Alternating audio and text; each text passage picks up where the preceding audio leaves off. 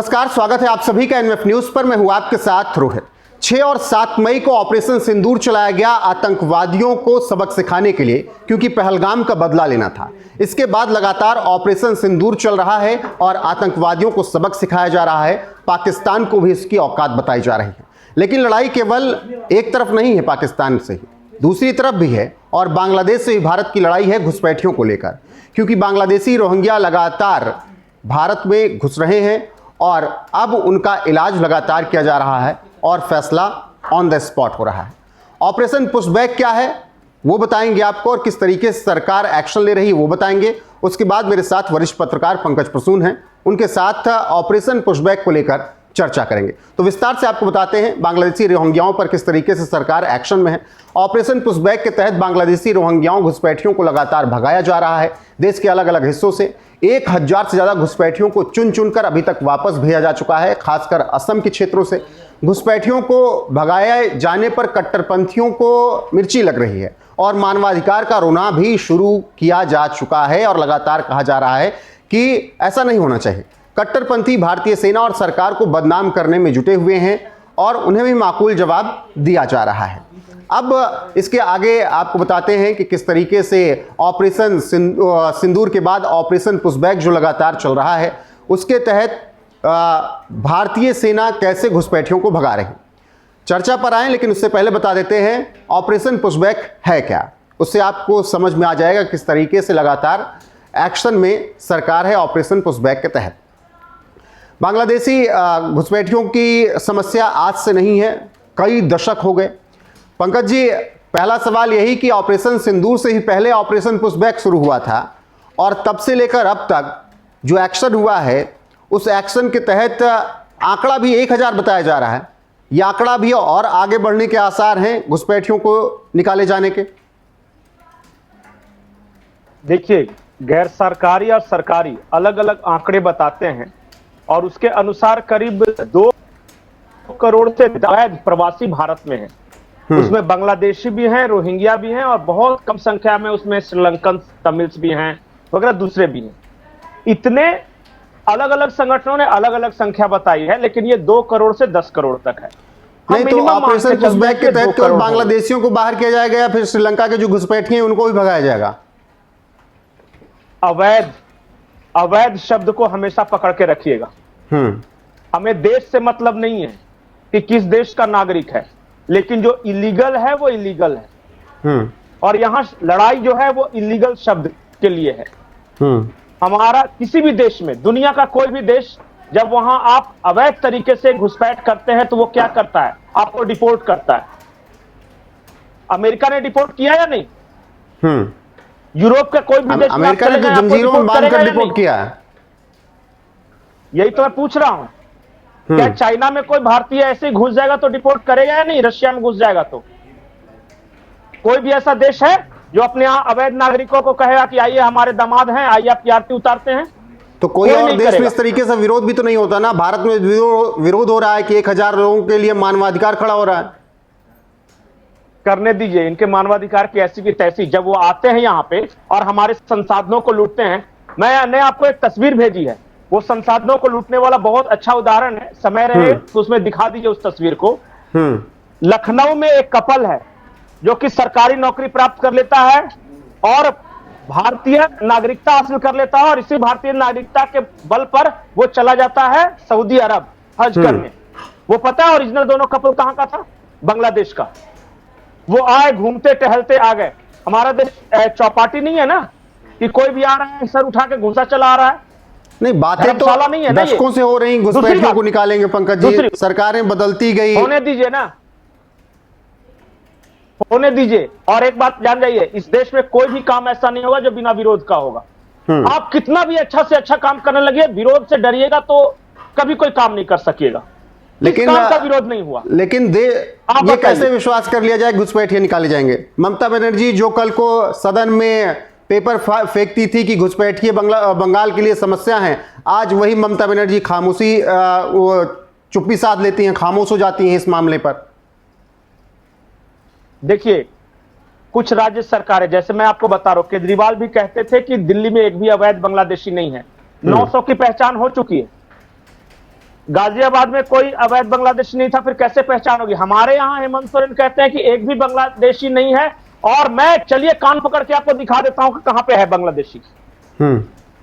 चलिए मैं बताता हूं, उसका माँ बाप किसी का ठिकाना नहीं है, ढाका पैसे बेचता है आज भी। बोल देने से थोड़ी ना हो जाएगा। वो वोट बैंक है, यहाँ का वोटर आई कार्ड बना के खास पर्टिकुलर किसी पार्टी को वोट अगर कोई दे देता है तो इसका मतलब थोड़ी ना है कि उसे हम लीगल मान लेंगे। और ये हो रहा है सीमांचल के इलाकों में, बिहार का कटिहार, किशनगंज, पूर्णिया, अररिया, दरभंगा तक सर उठा के घुसे चले आ रहे हैं।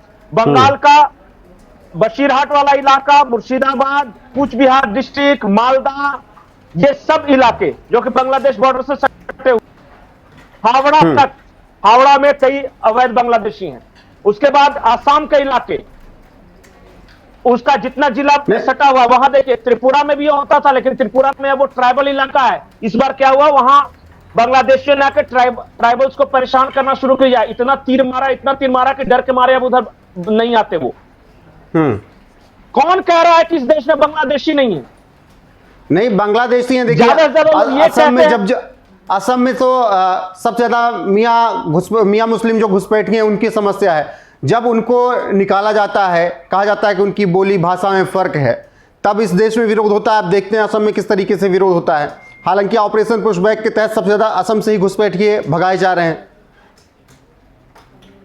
बात तो विरोध का है, और उस विरोध पर सरकारें खासकर इस कार्यकाल में तो कितने मामलों में झुक चुकी हैं। देखिए मैं एक बात साफ साफ कहता हूं कि विरोध जिनका है उनको करने दीजिए। इसी दिल्ली से आज भगाया जा रहा है, इसी असम से भगाना। ममता बनर्जी नहीं भगा रही हैं, या हेमंत सोरेन नहीं पहचान भी नहीं करवा रहे हैं, कोई प्रोसेस ही नहीं है। बोले कि हम पहले गिनती कराएंगे, पहचान करवाएंगे, तब तो समझ में आएगी। झारखंड हाईकोर्ट ने कहा था कि बताइए कितने अवैध बांग्लादेशी हैं, उन्होंने कहा एक भी नहीं। और फिर प्रेस कॉन्फ्रेंस कर कहते हैं कि बांग्लादेशी आखिर आ कैसे रहे हैं, बीएसएफ की गलती है, अमित शाह की गलती है। अरे जब आ रहे हैं तुम्हें पता है तो कैसे बोल सकते हो कि नहीं है? दोनों में से कोई एक ही बात सही होगा ना। ये देखिए बच्चा बच्चा जानता है, गांव गांव में लोग बता देंगे कि फलाना बाहर से आया है, उस पार वाला है, इस पार वाला है। हजारों ऐसे उदाहरण हैं जो बता सकते हैं। चलिए मैं आपको दिखाता हूं, अगर किसी को नहीं भरोसा होगा ना तो चलिए मेरे साथ बॉर्डर डिस्ट्रिक्ट, मैं बांग्लादेश बॉर्डर भी होके आया हूं और मुझे पूरे तरह उस इलाके का पता है। बिल्कुल ये झूठी है, मक्कारी वाली बात है कि बांग्लादेशी हमारे देश में नहीं घुसपैठ करते। ये बिल्कुल फ्रॉड है कि रोहिंग्या हमारे देश में नहीं आते, और जो बोल रहा है नेता उसके मुंह पे तमाचा मारिए।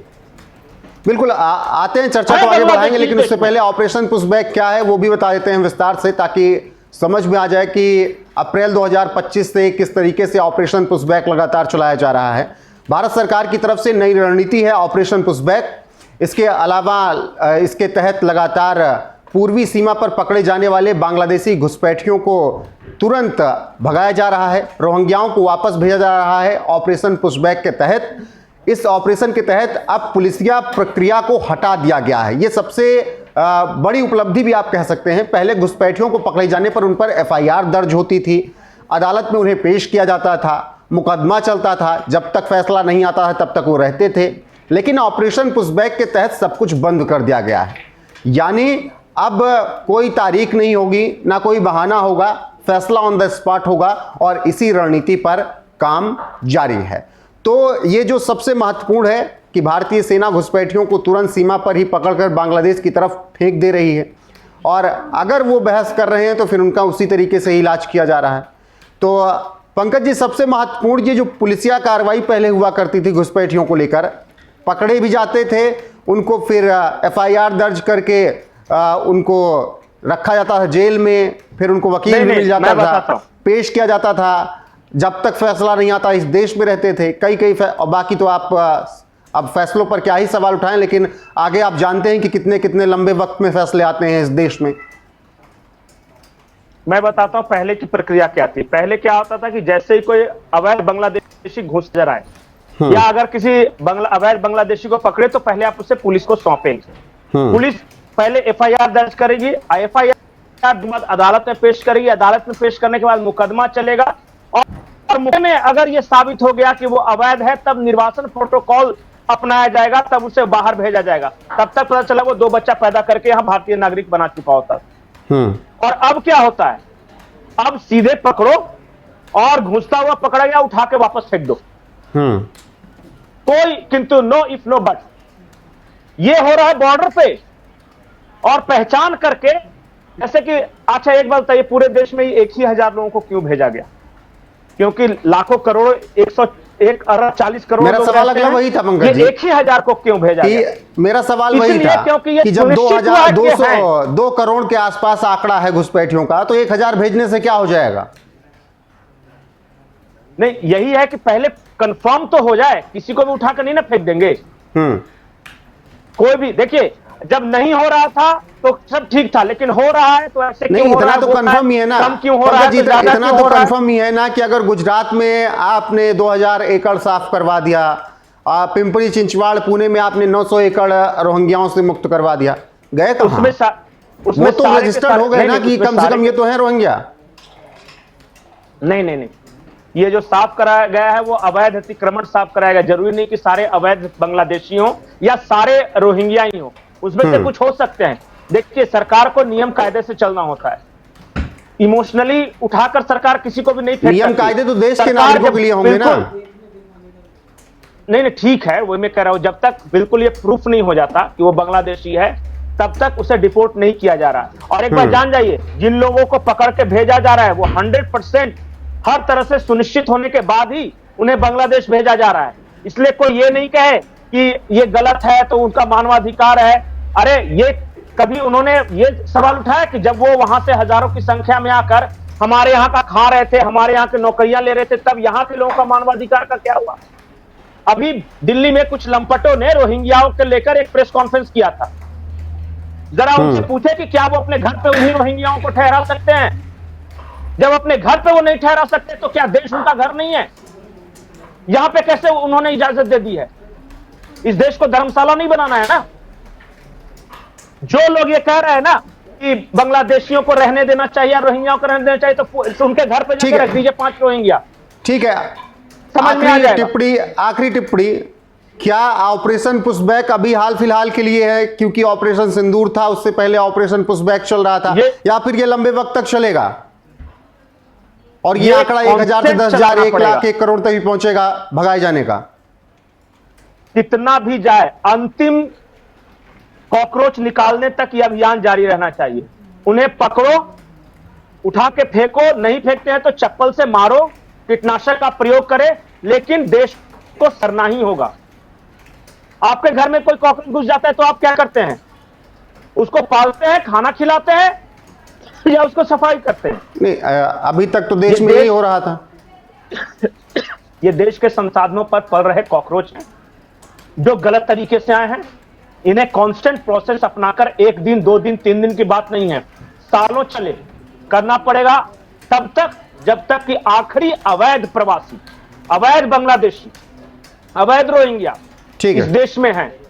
चुनने में, पहचान करने में समय लग सकता है, लेकिन यह प्रोसेस जारी रहना चाहिए। आज 1,000 किया है, कल 5,000 की नौबत आ सकती है। और मानवाधिकार वालों को छोड़ दीजिए, उनके मानवाधिकार की रक्षा तो उनकी पत्नी और उनके बच्चे तक नहीं कर पाते। ये अपने घर से भगाए हुए फ्रस्ट्रेटेड बूढ़े हैं। ठीक है पंकज जी, आपका बहुत बहुत शुक्रिया।